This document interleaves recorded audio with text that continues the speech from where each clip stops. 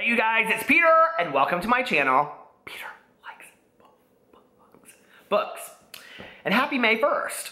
Okay, before we get into this, I just want to say, I number one have no Audible books to mention in my haul. Can you totally believe that? I actually cannot believe I'm I can't believe I'm really doing a haul because I just did a haul like a week and a half ago, and I honest to God didn't think that I would have any books this soon to do them. I do hauls when I have enough books to do them, and that means about that high. It's not the amount or any of that kind of stuff. That's just when I do hauls.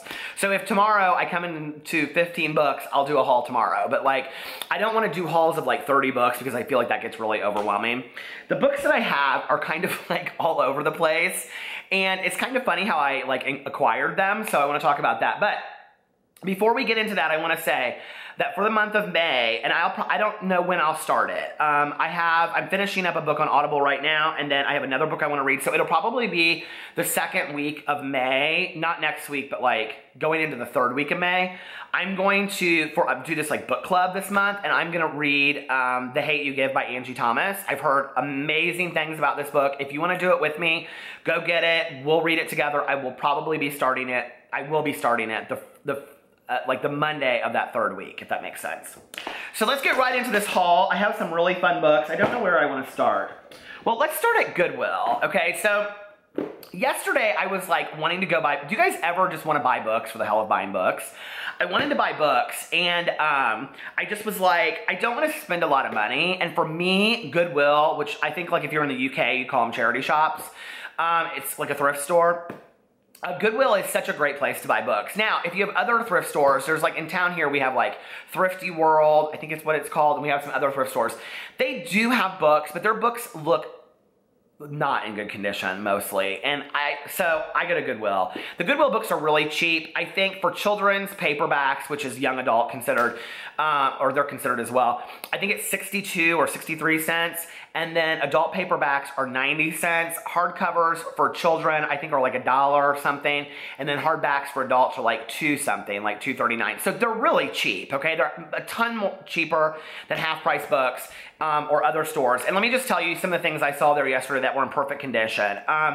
You know, if you like to read romance, which I know, listen, a lot of people come for me on this, but Jackie Collins and Daniel Steele, Nicholas Sparks, you know, all of their books were there. I saw almost every James Patterson book, and these were in perfect condition. So these books that we could pay $20 or $30 for at the grocery store, they all have their in perfect condition.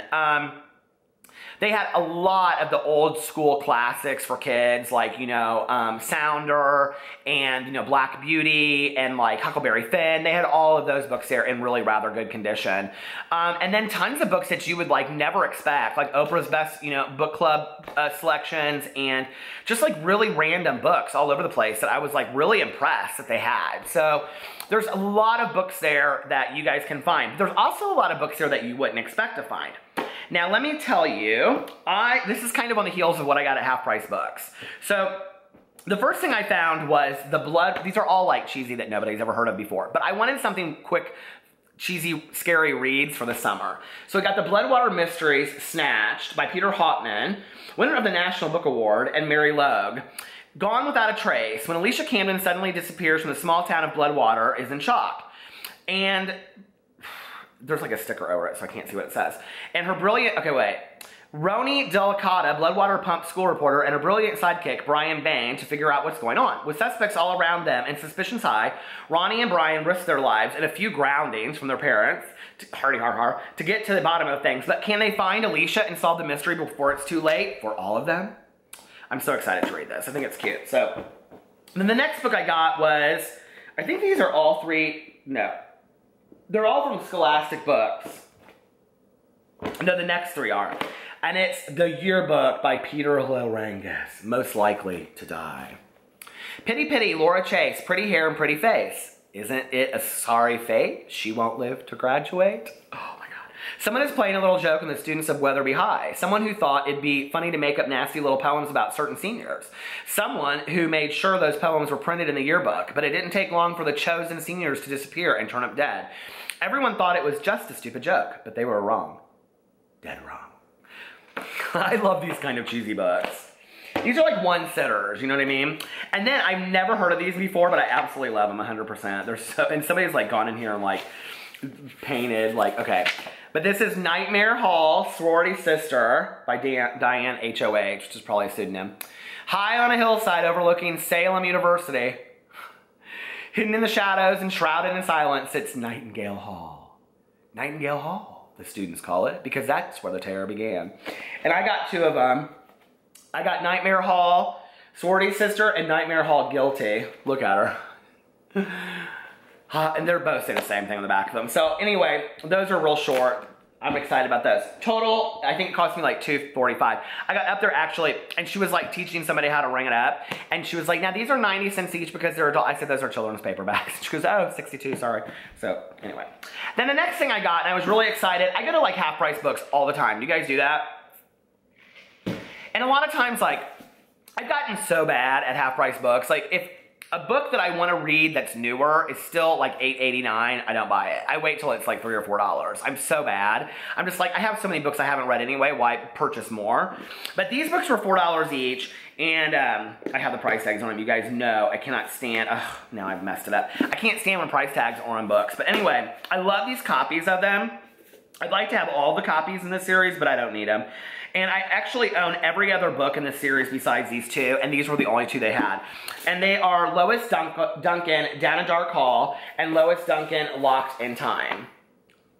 And if you don't know Lois Duncan, she's the one that wrote like Killing Mr. Griffin that they made a movie out of. I Know What You Did Last Summer. Summer of Fear, which was a movie. Stranger with My Face, that was a really good book. Don't Look Behind You. I love that one too. So Summer of Fear I think was one of my favorites.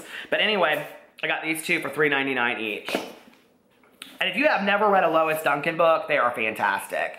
And like these are from like the 60s or the 70s. Like she's long passed away, I think. This originally came out in 1974. But they are they're phenomenal. They're really good books. They're really good thrillers, for like YA thrillers. Okay, then the next thing I got, which I talked about in my, my scavenger hunt, which if you haven't done it, go do it. And it is about what book will the universe send me to read next? And that book for me was Ellen Hopkins' The You I've Never Known, which is her brand new book that just came out. I'm super excited about reading this. It's next on my list of to be read. Okay, then, this is really cool. And probably when I do this, 20 other people will say, oh, they sent me one too. But the people at Warren Adler, who wrote The War of the Roses, reached out to me and said that they really liked my video that I did on, what was the video? Fight Club. And they were like, will you please read this and do a review of it? I was like, absolutely. Like, I've seen this movie, The War of the Roses, with Kathleen Turner and Michael Douglas. I loved it. I've never read the book. And they were like, they were so cool, and they reached out to me, and they're like, now, it's a little bit different than the book or the movie, but we're really excited about you reviewing it. So I'm really excited about reading it. I didn't even know that it was a book, to be honest with you. Oh my Lord, he's written like 1, 2, 3, 4, 5, 6, 7, 8, 9, 10, 11, 12, 13, 14, 15, 16, 17, 18, 19, 20, 21, 22, 23, 24, 25. He wrote The Ties That Bind. That was a movie too. A couple of his books have become movies. Oh, that's interesting. So I'm really excited about that. They sent me that. And then the next book, which this is so funny because right after I did my haul last time, I realized that these were sitting up there and I didn't even know that. And that is, the first one is Zombies versus Unicorns. So excited about that. Which, the zombie will probably be the new Frappuccino at Starbucks.